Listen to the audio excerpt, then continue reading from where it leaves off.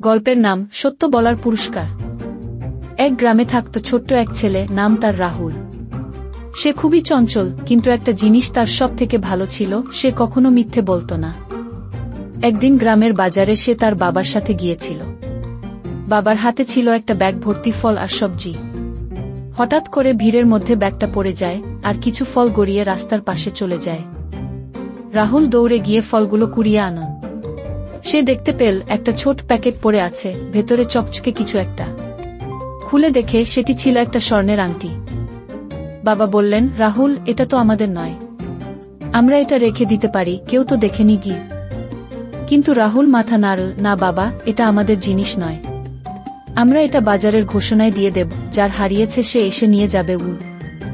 বাবা একটু লজ্জিত হলেন, কিন্তু ছেলের কথা মেনে নিলেন। রাহুল গিয়ে বাজারের ঘোষণাকারে আংটির কথা জানাল।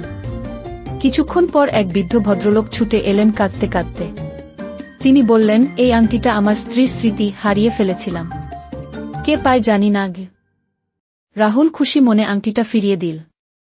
ভদ্রলোক রাহুলকে আশীর্বাদ করে বললেন, তুমি যেমন সৎ চরিত্রের ছেলে, তেমন হও সারা জীবন। তুমি আজ আমাকে আমার স্ত্রীর স্মৃতি ফিরিয়ে দিয়েছ।